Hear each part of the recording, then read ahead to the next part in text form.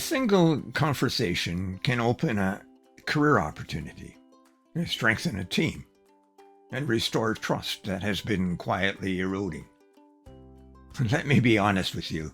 The strongest professional networks are rarely built through pressure or performance. They are built on genuine interest in people. Hello, folks. I'm Richard Fontenay, and I'll be your host today. And if you're new to this podcast, welcome. And if you're returning, a heartfelt welcome back. Now, before we begin, if you haven't already, I invite you to subscribe so you never miss an episode. And thank you for doing so. Now, at its core, leadership reflects the integration of how we think, act, and live across business, work, and in the workplace. Performance leadership is about aligning people, though, aligning them so that we can meet purpose and processes to consistently achieve meaningful results. It emanates from within and manifests itself outward. On Mondays, our discussions focus on the Listening Heart series, which really centers on spiritual leadership in our daily lives. And on Fridays, we turn our attention to adaptive leadership in the digital world. So what gives me the right to talk about all these things? Well, it stems from my life experiences. 6 years in a seminary under the guidance of Benedictine monks, 18 years in government at the executive level, and more than 40 years owning a consulting and training business, and several years transitioning that work into the digital world. Now, although this podcast focuses on the traditional workplace, remember that we are all called to lead in some way, whether or not we hold a formal leadership position. And today, we're going to be exploring networking with purpose and authenticity as a way to improve our relationships with others. So why is this topic essential in today's world? Well, because performance leadership depends on relationships. And projects, decisions, and opportunities move through people. When networking is authentic rather than transactional, the trust grows, and communication improves, and collaboration becomes easier. Leaders who build connections often find that influence naturally flows because people are willing to work someone they respect and trust. Now let's begin with 5 leadership strategies that can help you build professional relationships with greater purpose and authenticity. The first strategy is to lead with curiosity rather than self-promotion. Many networking conversations fail because people focus on impressing others rather than understanding them. Ask thoughtful questions and learn what challenges people face and what they care about. Genuine curiosity communicates respect, and respect is often the first step toward trust. The second strategy is to create value before asking for it.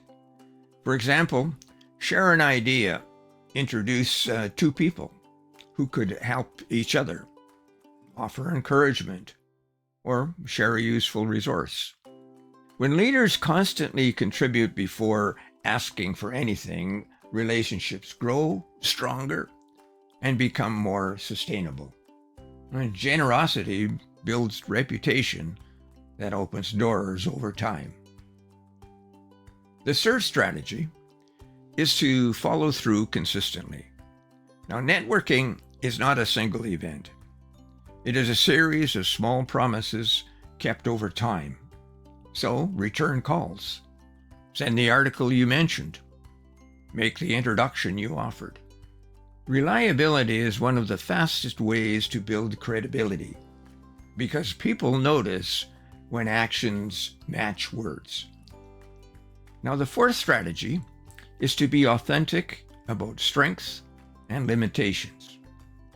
Confident leaders do not need to pretend they know everything. For instance, they can speak honestly about what they can contribute and where they are still learning. Now, this balance of confidence and humility, it makes people more comfortable working together. Why? Because they reduce the fear of hidden agendas and a greater sense of wholesomeness. Now, the fifth strategy is to stay connected beyond immediate needs. Too many professional relationships disappear until someone wants a job, a sale, or a favor. Instead, check in periodically, celebrate others' successes, and maintain relationships as you continue to go about your business. Long-term networks are built through ongoing human connection and not occasional transactions. Let me share a workplace story. A manager attended industry and industry events for years, but rarely generated meaningful opportunities because he focused on handing out his business cards. Eventually, he changed his approach. He began asking people about their projects and challenges and goals, and followed up with helpful introductions and resources. Within 2 years, his network became one of his organization's greatest assets because people remembered him as genuinely helpful. Now, here's another example from the workplace.